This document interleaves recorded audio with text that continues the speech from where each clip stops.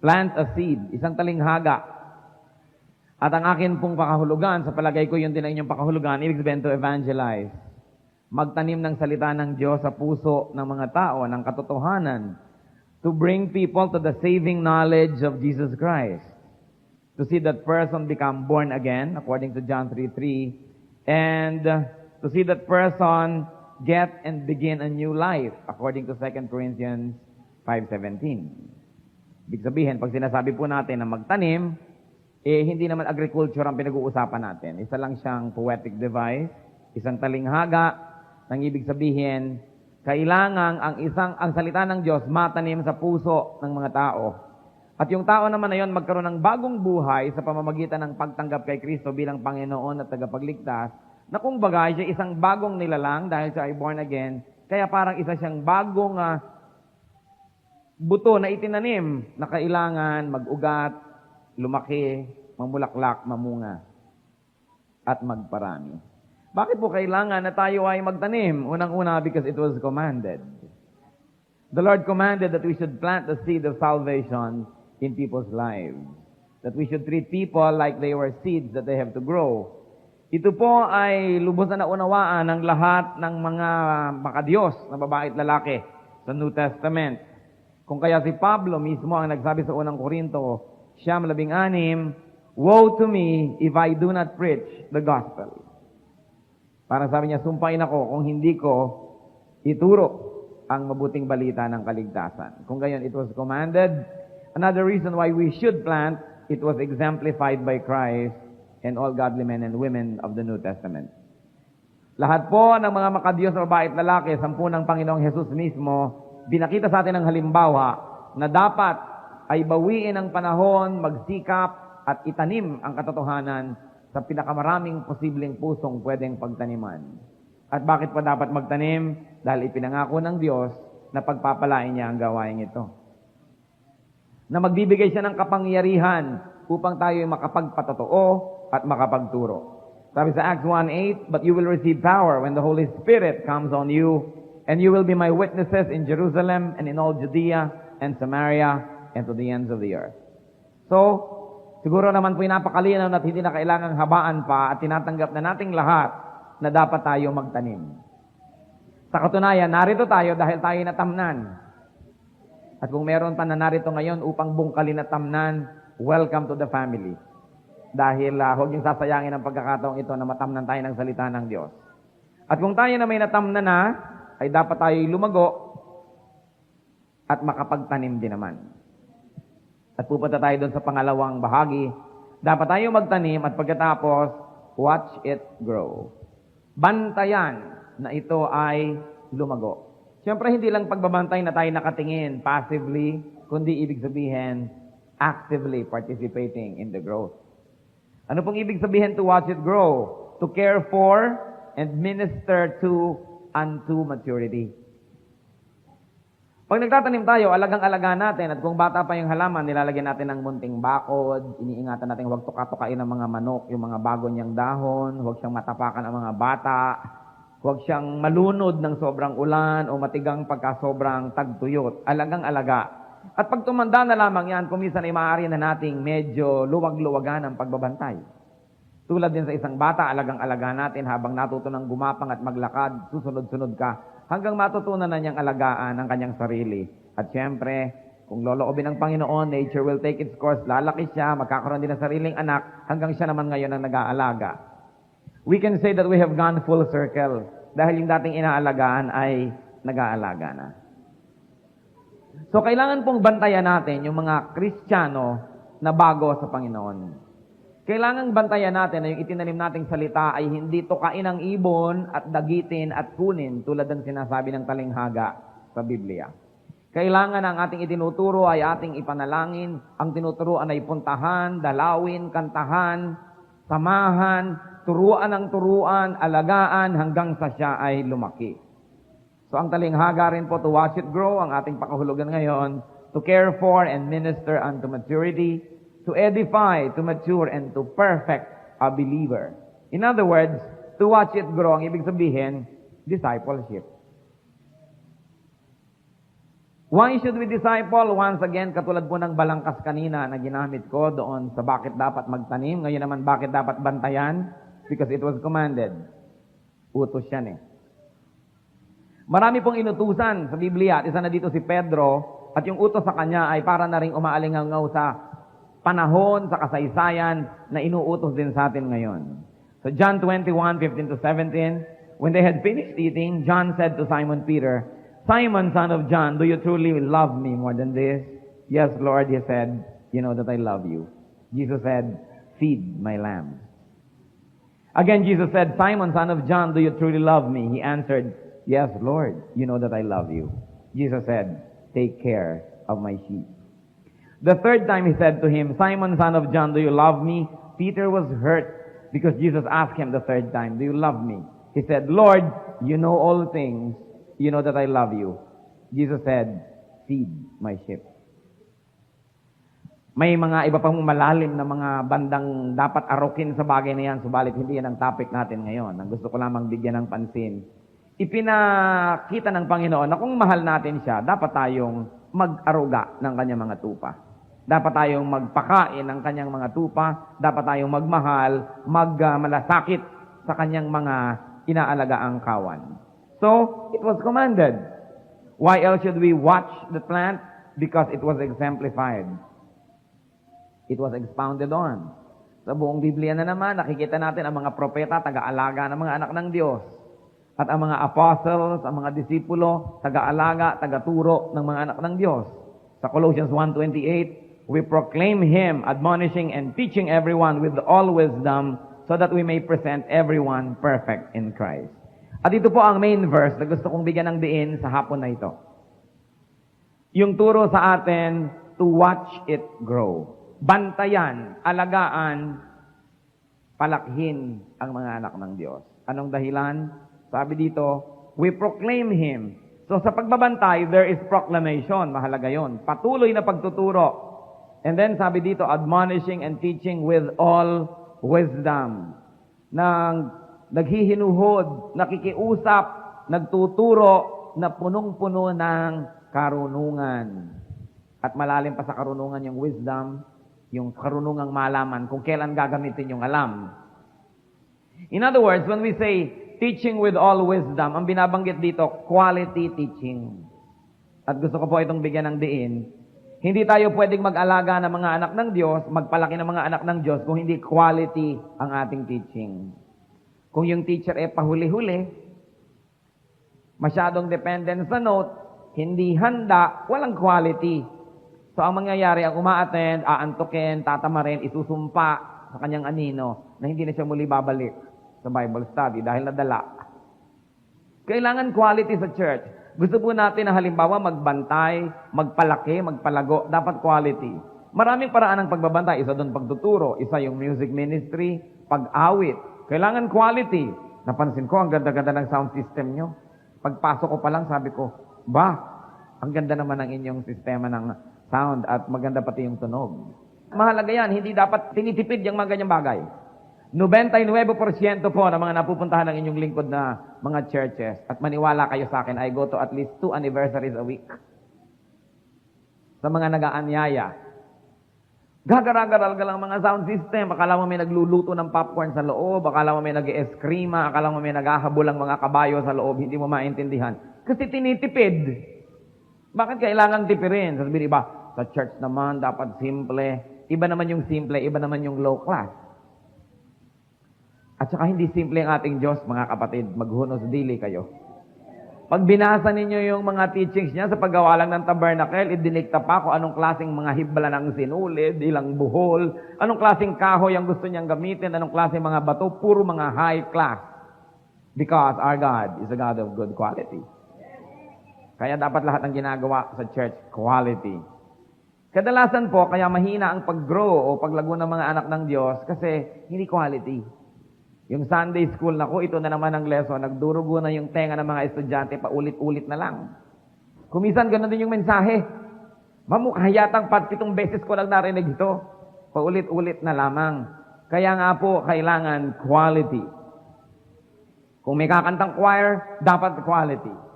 Kung may kakanta, kailangan may quality, hindi yung, pasensya na po kayo, hindi po ako nag-practice. Eh, hindi ka pala nag-practice, huwag ka kumanta. At kung kakanta ka, mag-practice ka. Kung binabasa-basa yung note, sauluhin nyo ang inyong mga kanta. Paano kayo makakapag-minister when you cannot even look to people dahil nakatingin kayo sa inyong note? Sasabihin, huwag nyo na pong pakinggan ng aking tinig, yun na lang pong letra. Eh di, isulat mo na lang yan. Huwag ka nang kumanta, ihulog sa amin sa koreo, nakatipid pa tayo ng pagpunta rito. But the fact that you're going to sing before a crowd, you've got to be ready and you've got to be good. Hindi sapat yung hihingi tayo lagi na lamang ng paumanhin. Kailangan paghandaan kung gawain ng Panginoon. Sa lahat yun. Sa lahat ng gawain ng iglesia. At anong dahilan? Bakit daw po kailangan tayo to teach everyone with all wisdom? Ito yon. So that we may present everyone perfect in Christ. In other words, merong dahilan kung bakit may church. Kasi po kung ang dahilan lamang para at pinakamahalaga lamang at yun na lang ang tanging mahalaga, ma-born again tayo para pumunta tayo sa langit, dapat pagkatanggap natin kay Kristo, mamatay na tayo. At nang magpunta na tayo sa langit, di ho ba? Sa palagay nyo, bakit hindi pa tayo namamatay? Bakit pinapahaba pa yung buhay? At bakit may church? Kasi dapat makabalik tayo sa antas ng kabanalan, sa antas ng kaluwalhatian, na nawala nung nagkasala si Eva at si Adan, at tayo personal ding nagkasala. In other words, kung meron po tayong isang antas ng kaluwalhatian at kabanalan na ganitong level, dahil sa kasalanan, bumaba tayo ng bumaba. Nung tinanggap natin si Kristo, tumigil ang pagbaba, tinanggap natin siya as Savior. So hindi na tayo mahuhulog sa impyerno, may Savior na tayo. Pero may tinanggap tayong Lord. At dahil Lord, susundin. At pag sinunod, aakyat ulit tayo ng aakyat, babalik tayo ng babalik dun sa perfection.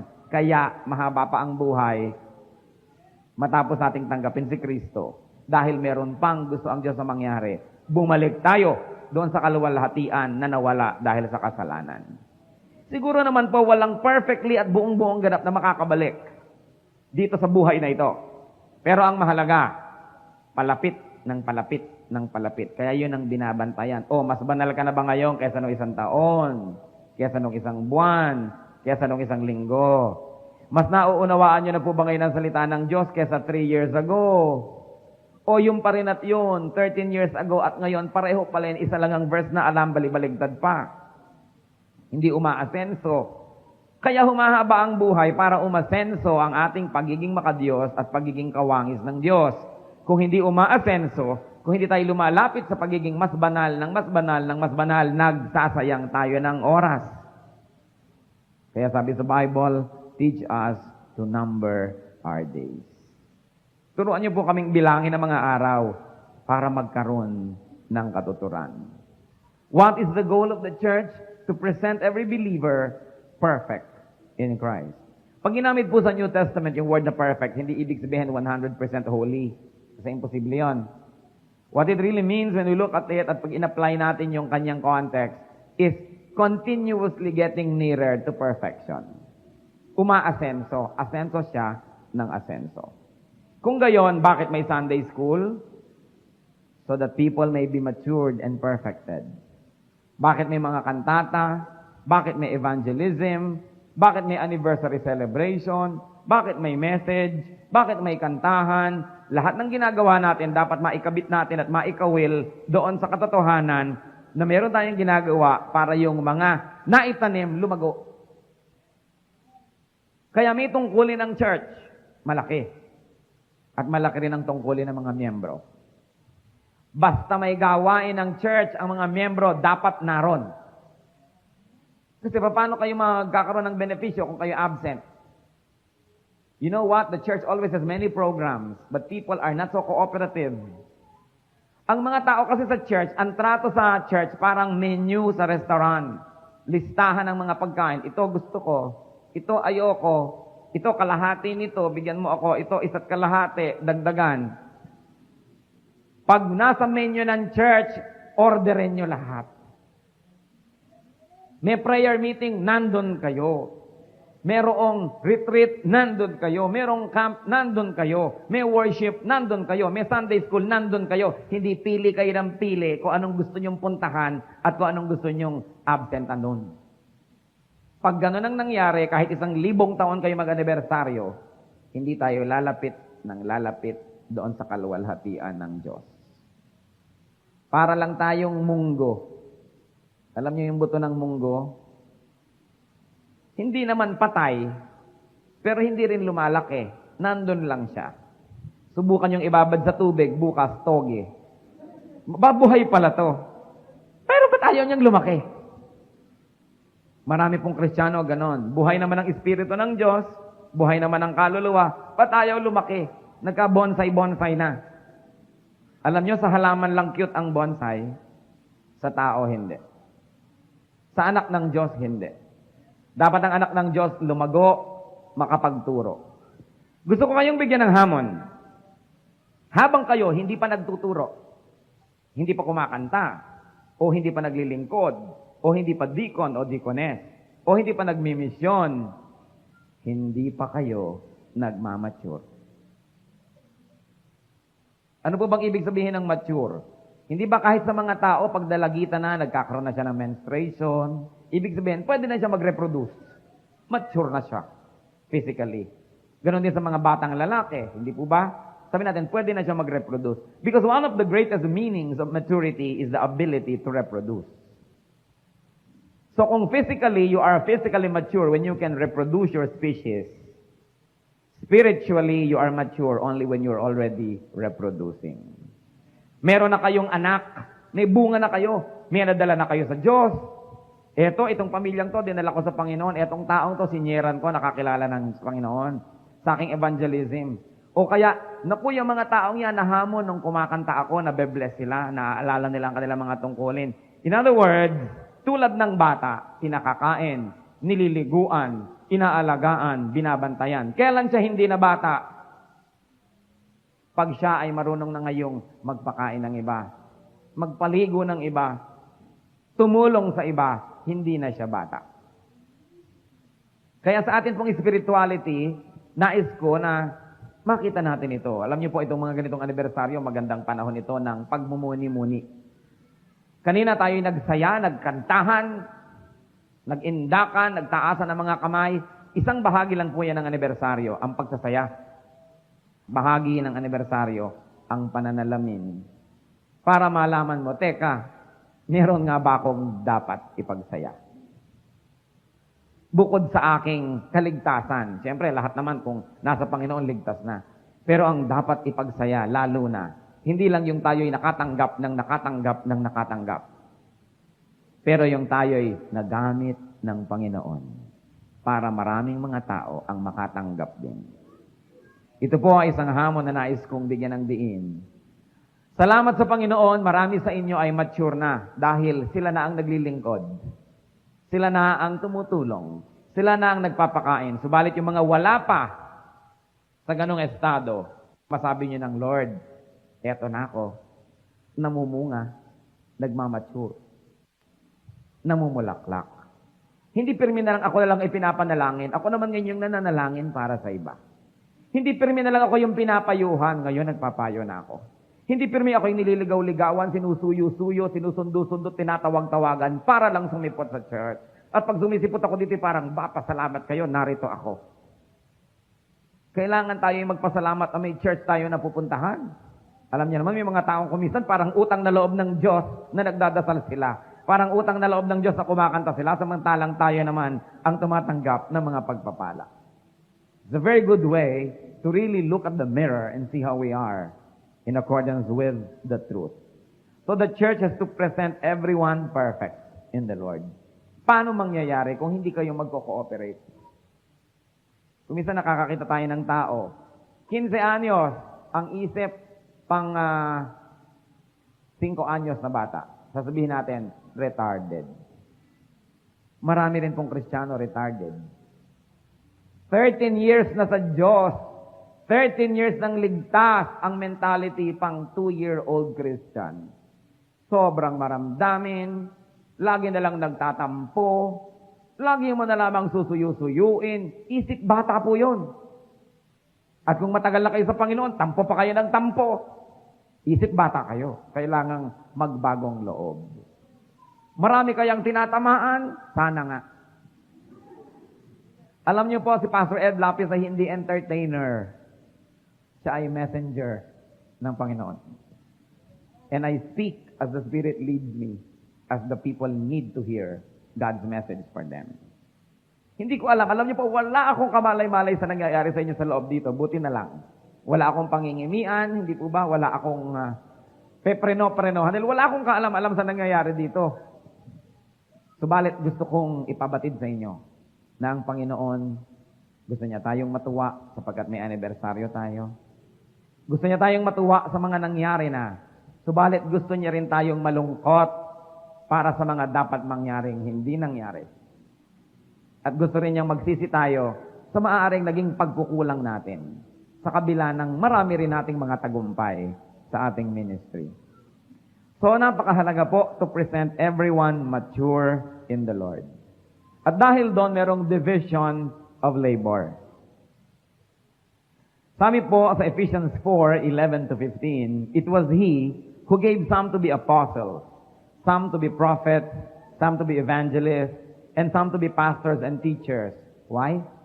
To prepare God's people for works of service, so that the body of Christ may be built up until we all reach unity in the faith and in the knowledge of the Son of God and become mature, attaining to the whole measure, the fullness of Christ. So binigyan daw po ang church ng mga apostles, prophets, evangelists, pastors, teachers, among others. At ang nakita natin dito, merong division of labor. Hindi lang pastor ang sinabi dito na binigyan tayo ng pastor. Binigyan tayo ng teachers, evangelists, prophets, apostles. Ibig sabihin, hindi ko may pastor, siya lagi ang teacher. Yung mga pastor nga po, hindi masyadong gifted sa teaching eh. Dahil ang gift nila sa pastoral work. Sa pag-aalaga, pananalangin para sa'yo. Pero kumisan yung mga Sunday school teachers, mas gifted. Pag ganon, hindi dapat ma-insecure ang pastor. Dapat pasalamat siya na yung kanyang kahinaan, pinadala ng Diyos ng kapupunan. At yun namang malakas, hindi dapat magyabang. Inilagay siya ng Diyos doon para sa katawan ni Kristo.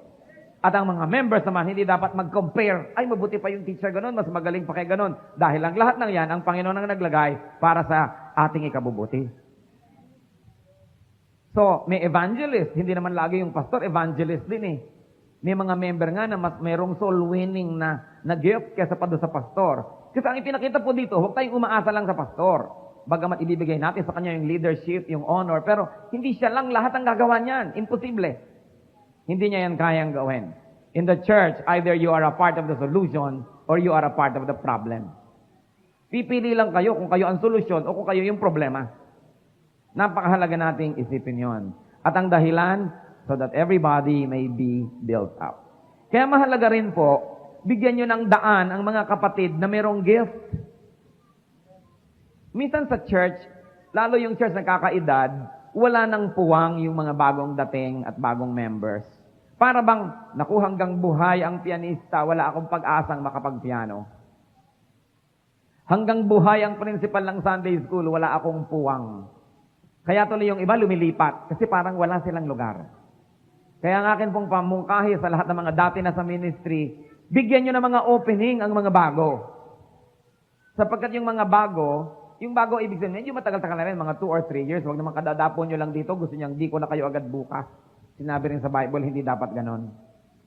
Pero ang mahalaga po, may puwang. Sapagkat isang malaking pagpapala sa isang iglesia, yung mga bago. Yung po bang nasa honeymoon period with the Lord, yung bang ang lahat ay makulay at marosas at maganda at lahat ay puro Diyos ang lumalabas sa kanyang bibig at puro paglilingkod sa Diyos ang kanyang isip, sasabihin nyo, bago ka siguro, no? Kasi pag matagal na, nawawala yata yun na. So pag tinatamad-tamad na, pag ganyan-ganyan na lang, siguro matagal na ito. Kaya napakaganda yung apoy, yung init ng apoy na dinadala ng bagong mananampalataya. Kaya ang church, para po siya laging mainit, dapat meron siya talagang aggressive evangelism. Laging maraming bagong mga naipapanganak sa kaharian ng Diyos sa Kanya para laging may bagong supply ng mga taong naniniwala na pwede pa talagang baguhin ang daigdig sa pamamagitan ng turo ni Kristo. Pag wala tayong mga bagong mananampalataya, yan ay isang malaking sumpa sa isang iglesia dahil nagkakaroon ng arthritis at rayuma ang lahat ng mga paraan at sistema ng church. Kailangan mo ng mga bagong dugo. Pero yung mga bago, siyempre naman, maging magalang sa mga dati na at sa mga pamamaraan. Pero huwag tayong matakot sa mga bago. Basta nakabase sa salita ng Diyos, kahit bago yung pamamaraan, bago yung sistema, basta luma yung mensahe at kaluluwa at diwa yung nasa Biblia. Kailangan po bukas tayo diyan. So we are to prepare God's people for works of service. In other words, the goal of Sunday school, the goal of the pastor, the goal of the pulpit, the goal of the choir, the goal of everybody is to minister so that the people may become servants of the living God. Hindi lang audience. Sino po ba yung audience at servant? Yung audience, yung darating, uupo, tatayo pag pinatayo, uupo pag pinaupot, uuwi na pag pinauwi, tapos na ang lahat. Audience. Pag kayo'y umabsent sa church ng isang buwan at wala namang nabago, tuloy pa rin ang lahat, hindi ininda, ibig sabihin audience kayo. Kasi kung talagang meron kayong papel na mahalagang ginagampanan, iindahin ang church pag wala kayo. So tingnan po natin, iniinda kaya pag wala ako? O mga 7 buwan ka ng absent ay wala malang makahalata. Ibig sabihin audience kayo. Siyempre, yung audience, kahit wala, tuloy naman yung palabas, hindi ho ba? Pero kung kasama kayo sa mga gumaganap, kulang. Halatang halata na wala kayo. Gawin po nating goal yon na hindi lang ako maging audience. Kailangan magkaroon ako ng papel. At kailangan lumaki ang iglesia. Magkaroon ng mga anak. Gusto ko kayong batiin. Maganda ito inyong lugar. Meron kayong espasyo. Subalit ang laki-laki pa ng lugar sa labas at espasyo at napakarami pang taong lalo nasa labas kaysa nandito sa loob. Ang dami pang dapat gawin. Hindi pwede mag-relax. Hindi pwedeng audience. So we have discussed why we should watch to make it grow. Because we have a duty. The bawat halaman na itinatanim, kailangan mamunga. Natatandaan ko yung tatay ko, dati may puno kami na avocado. Puputulin. Sabi ko, bakit dad? Sabi, hindi naman namumungay. Naalala ko tuloy yung nakalagay sa Bible din. Na ang Panginoon, yung chief gardener, tinignan niya yung halaman. Sabi niya, bakit walang bunga to? Patayin na yan. Ayaw na ayaw ng Diyos nang walang bunga. Sabi nung gardener, bigyan pa po natin ng konting panahon, huhukayin ko yung lupa sa paligid, lalagyan natin ng pataba. Pagbalik niya't wala pa ring bunga, putulin na ho natin. Sino kaya dito ang kandidatong maputol? Na hinahanapan ng bunga. And I don't mean salvation naman yung puputulin. Yung grace, siguro, yung protection, yung abundance, at kung ano-ano pa, na mga bonus. Nakita niyo yung fig tree? Nung hinanapan ng Panginoon ng bunga, walang makitang bunga, isinumpa, kinabukasan na looy. Nung makita ng mga disciples, ay sila'y nasindak lahat dahil yung punong ayaw mamungang isinumpa ng Diyos na looy. Kailangan tayong mamunga. Hindi tayo dekorasyon sa planetang ito. Maraming kaluluwa ang dapat madala sa Panginoon. Huwag kayong dumarating sa church na ang bit-bit nyo lang ay kamay. Kailangan may mga bit-bit tayong kaluluwa. Mga tao, yung ibang Bible lang, hindi pa mabit-bit. Kaluluwa pa kaya ang bit-bitin. Pero meron tayong tungkulin. The church is not a theater and the people are not audiences. The church is the body of the Lord and everybody must have a part in the movement of that body. Napakahalaga po yun. At merong malaking gantimpala ang Panginoon sa mga nagtatanim at sa mga nag-aalaga hanggang makarating ang anihan. Sabi sa Psalm 126 verses 5 to 6, those who sow in tears will reap with songs of joy. He who goes out weeping, carrying seed to sow, will return with songs of joy, carrying sheaves with him. Totoong totoo, pati po sa pagsasaka, totoo. Yun daw mga nagtatanim na lumuluha, ibig sabihin hirap na hirap, pagod na pagod, ay mag-aani ng umaawit ng may kagalakan. Kaya gusto kong dagdagan po ng kaunting punto yung pamumunga. Hindi sapat na mamunga. Kailangan yung bunga nagtatagal. Kasi kung minsan may puno mamumunga, pero pag umulan, laglag yung buko. Di po ba?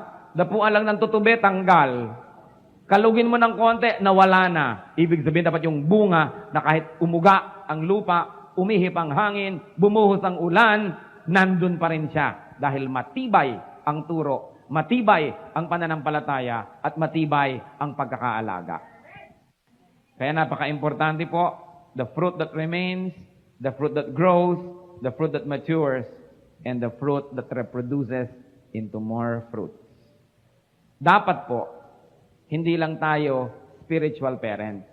Kasi pag merong nagkaroon ng buhay na muli kay Jesus, dahil sa ating ministry, spiritual parent na tayo, dapat din maging tayong spiritual lolo at lola.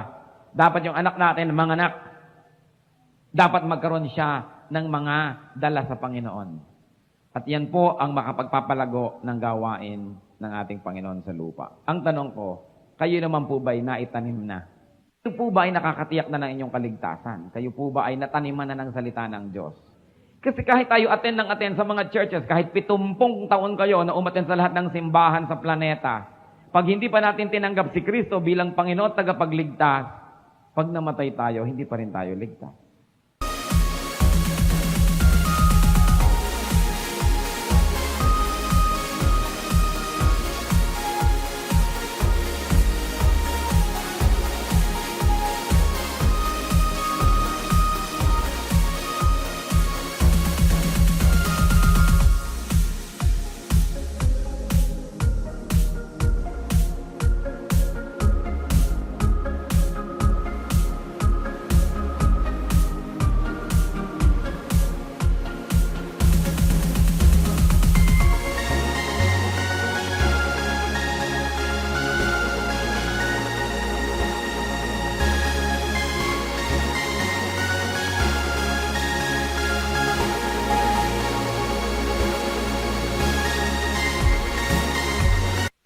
Nagkaroon lang tayo ng relihiyon, pero hindi nagkaroon ng kaligtasan.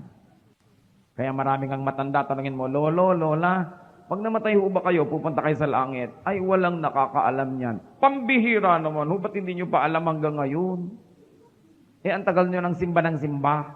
Baka naman kasi hindi itinuturo yung kaligtasan. Kasi kadalasan, kung ano-ano mga churches sa paligid, ang itinuturo lang, etiquette. Mahalin mo ang iyong kapwa, tumulong ka sa mahirap. Hindi naman masamang ituro yon, kaya lang hindi sapat. Kasi hindi nagliligtas. Kaya ang tanong natin, ang lahat po ba nakakatiyak na ng kaligtasan? Kung meron pong hindi pa, huwag kayong umalis ngayon dito na hindi kayo nakakatiyak. Tanungin nyo sila. Yugyugin nyo sila. Kulitin nyo sila. Tanong nyo, ano nga ba yun? Paano nga ba naliligtas? Ano nga ba ang itinuturo ng Biblia para magkaroon ng kaligtasan? At doon po sa mga ligtas na, sasabihin nyo, natanggap ko na ang Panginoong Jesus. Meron na akong Savior. Meron na akong Lord. Ang tanong, kumusta po ang inyong pamumunga? Kayo ba'y malapit ng mamunga o namumunga na? It is a very, very crucial question that we should ask ourselves. One day, the gardener will come. Darating po. May araw ng paghuhukom. May pangalawang pagbabalik ang Panginoon. Sa lahat ng tao magsusulit sa Panginoon. Ano po kaya ang ating dadalhin? Ang napakaganda pag tayo ay sumalubong sa Panginoon, ang pasalubong natin sa Kanya ay mga kaluluwa na nadala natin sa Kanyang paanan dahil tayo'y namumunga. Tungkulin ng iglesia na alagaan ang mga miyembro. Tungkulin ng mga miyembrong magpasakop sa iglesia para siya maalagaan ng sapat at siya'y mamunga. At pagkatapos, tungkulin nating magtanim at mag-alaga ng mga naitanim natin. Ama naming Diyos, salamat po sa inyong pagkilos sa amin. Salamat sa paalala. Salamat po sa anibersaryo ng iglesyang ito, sa napakaraming ginawa mo ng magagandang bagay sa pamamagitan nila, sa maraming pagpapalang natanggap nila at pagpapalang natanggap ng iba sa pamamagitan din nila. Ang aking dalangin sa darating na mga panahon, Panginoon, pakatibayin mo pa ang iglesyang ito. Lalong magkaroon ng pagsusunuran, pag-iibigan, pagtanggap ng mga responsibilidad. At nawa, Panginoon, ang Espiritu mo ay tumahan sa bawat isa at magkaroon ng isang ganap, tunay at matapat na hangarin na makapaglingkod sa iyo. Na makapagdala ng mensahe ng iyong kaligtasan sa napakaraming tao at madala ang mga taong ito sa iyong presensya at maalagaan hanggang sila rin ay mamunga ng espiritual.